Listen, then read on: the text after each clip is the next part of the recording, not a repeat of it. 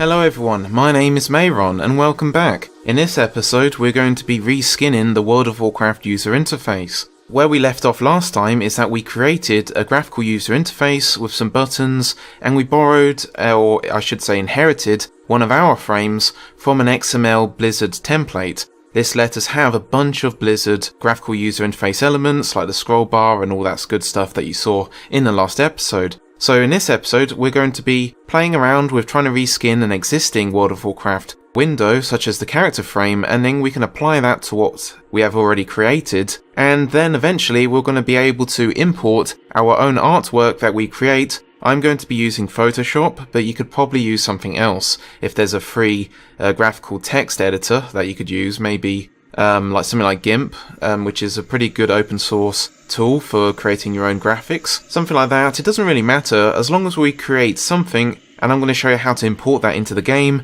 and replace the Blizzard artwork for our own artwork. Also, in this video we're going to address two issues that cropped up ever since the release of patch 8.0.1, the pre-patch for Battle for Azeroth, because our add-on that we created for this tutorial series actually has some bugs at the minute, which I'm going to show you how to fix, and you can also learn about debugging. I'm not just going to show you some simple, oh look, here's a lore error and this is how you debug it. I'm going to show you a little secret that crops up in later on in the video. So let's get started. First of all, if you don't have the add-on backed up somewhere or a tracker, remember to download it from GitHub, because I still have all of the episode source code on my GitHub server. Make sure it's ticked and then we can log in. So the first bug is when you try and toggle the add-on that we created. If you don't remember the list of slash commands, it's /AT for aura tracker, and then it shows up a list of commands that we created, such as config and help. So we're going to use AT-config, and you'll see the LoRa error when our user interface gets rendered. Because if you remember, we don't just load up the graphical user interface when the game first launches, it only gets created when we type AT-config, when we actually need to use it. This is in order to speed up the loading screen, for one thing, and it's just all round like a better programming standards to only request and load stuff when you need it. So this is our first error. It says in our config file at line 110, it says attempt to index fields title a nil value. This means that the title of our frame, if we can move this, it says just here the title, this doesn't exist anymore. Now it might exist, but it might just be called something different. Maybe it has a different name, maybe it doesn't even have a parent key and instead it's a global variable name or something like that. So we now have to investigate our XML template, the thing that Blizzard created, and see what they have altered, because we surely didn't alter it. The project's been idle for quite some time now. So if we open up our Aura Tracker add-on and scroll down to line 110, we'll see the problem. So as you can see here, what the error was complaining about, saying that title does not exist. Now remember, title comes inherited for us from UI panel dialog template. We didn't actually create the reference .title attached to our frame, so that means we have to look up the XML and find this template again and see what the problem is, what the change has actually happened. Now if you're like me and it's been a long time and you forgot where this UI panel dialog template is actually located inside of the XML Blizzard code, then you can actually use a nice trick that's provided to us as a feature in Notepad++. But before I get into that, click on World of Warcraft and you can see here it says Blizzard Interface Art and Blizzard Interface Code. Now you might have to look at one of my previous videos to realise that we did extract this before, but we extracted it back when it wasn't patch 8.0.1, meaning that all of the code that we extracted belongs to an old version, so it needs to be updated, meaning that you need to extract it again. I will show a video on this episode to show you, as a refresher, how you can actually do that, so just make sure you delete the old ones and reuse the extract or export, whatever it's called, the slash command in game, and export them again. Remember that you need to have an actual World of Warcraft shortcut created, and if you go into properties, you'll see here it says shortcut as a tab, and we added the hyphen or slash, whatever you want to call it, -console at the end of the target. This is really important because this is like an extra argument that you pass into when executing the World of Warcraft client, which allows you to gain access to the export functionality, as you can see on the screen. So if you need any help with that, just make sure to watch a previous video. Once you have the new copies of Blizzard interface code, you can go into the folder, go into the interface folder, and copy the address of the folder's location. Next, you can go back into Notepad++ and press Ctrl-H.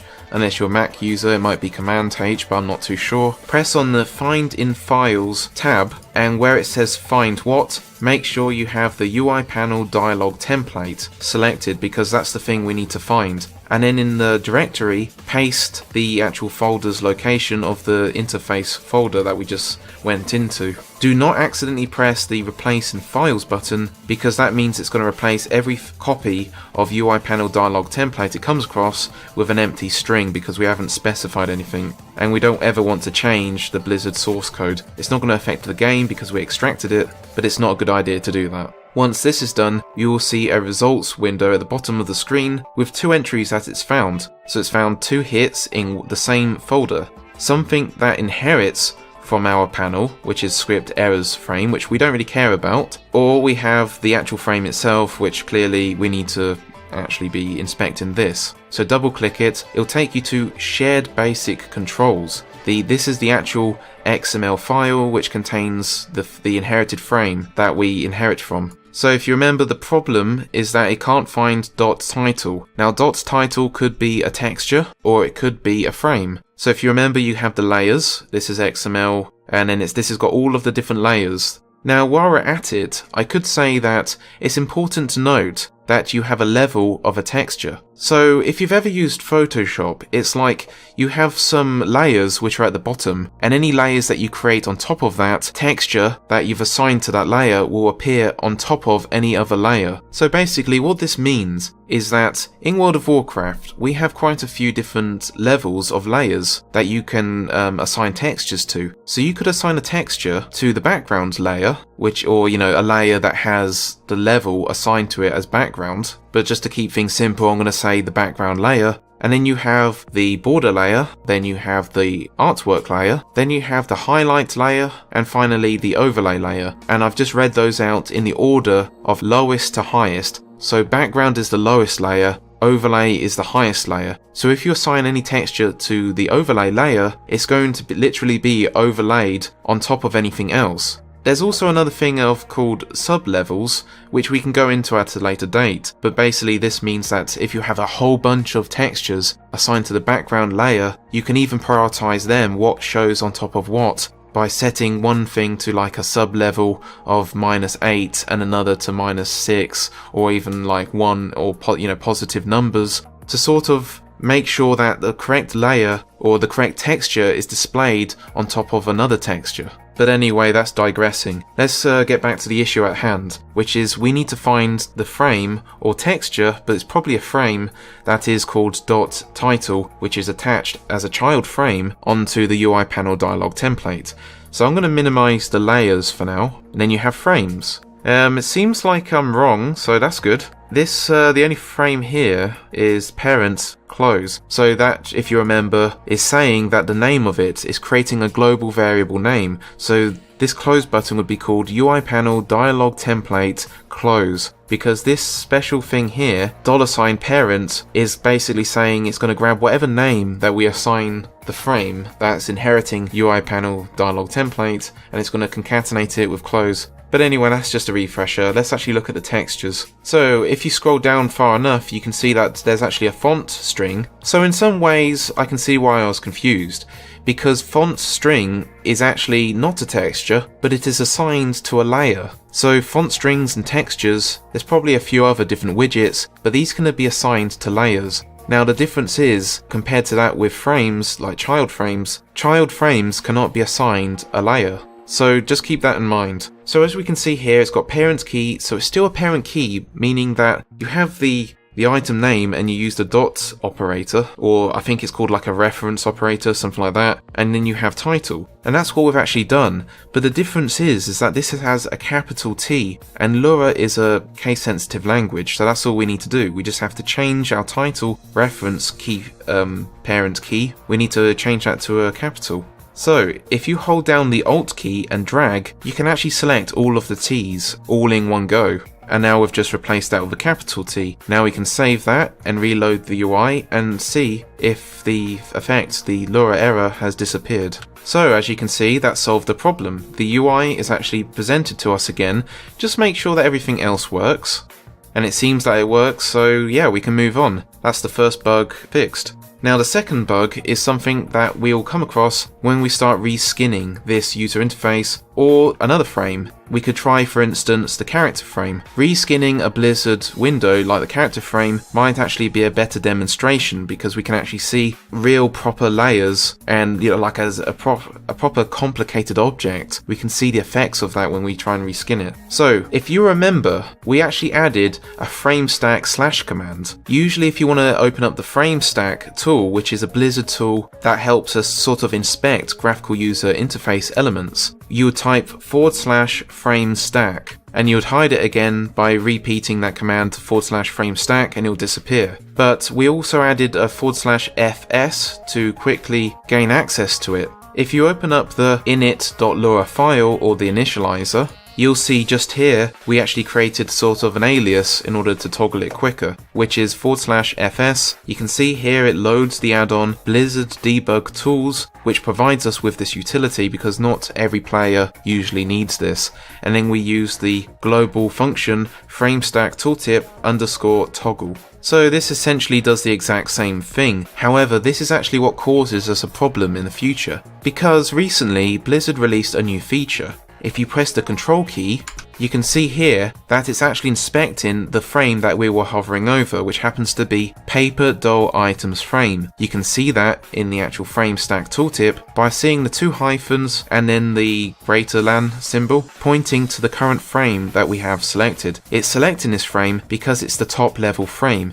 If you press the control key, it's actually the Alt key, you can actually switch between them. So you can inspect the child frame, which is a lower level or higher level depending on how you look at it, and we can sort of go through the different things. And then if you, for instance, you wanted to inspect just the character frame, you can press the control key again, and you can see the new window that Blizzard has given us, it actually changes to the character frame. So now it's inspecting the character frame rather than the paper doll frame. And this inspector basically has a few features. If you don't want to accidentally select other areas like this, the minimap or the quest log, you can actually press the highlight button. Oh, it still does that. All I guess it does is literally just highlights the frame that you're wanting to pay attention to.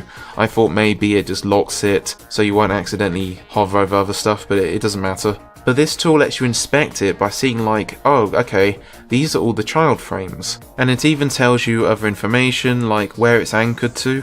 So the character frame is anchored to the top left for the UI panel, which is the relative frame. So it's anchored to the top left of the UI panel, wherever that's relatively positioned, and we're going to anchor it to the top left of the UI panel, and then that's the X and Y coordinates. And now you can have dynamic updates, which I think kind of just updates this menu as it gets updated, the frame. You know, other nice features like that. It can be quite useful. I don't tend to use it too much, but it's quite nice to get a whole list of all the different items attached to it, because previously I had to create a for each or for loop to iterate over all of these child frames and print them out in the text box, but now we don't have to do that. So that brings us to the important next step of the video, which is how do we reskin it? Because I mentioned earlier that textures are attached to frames in layered regions, we have the background and border, artwork and all the stuff I previously mentioned, we can actually disable layers. You can't disable the texture, well you can, but it's a bit more fiddly to do. You have to actually specify a new texture path or set it to nil or something like that by actually locating the texture's reference, and that can be really fiddly to do. It's easier to just disable an entire layer, so we can disable the background layer, and I'm going to show you how to do that. So let's first choose a frame. Now the paper doll items frame, I've tried this in the past, it doesn't actually have any textures assigned to it. It's the character frame or the character stats pane, they both have layered textures on them. It's kind of annoying sometimes when you have this giant green thing masking everything because it makes it hard to see, but I'll try selecting something else, untick the highlight button because we don't really need that, and move the tooltip over to the top right hand corner by moving your cursor to the bottom left in order to push it up there, so we can see the chat box.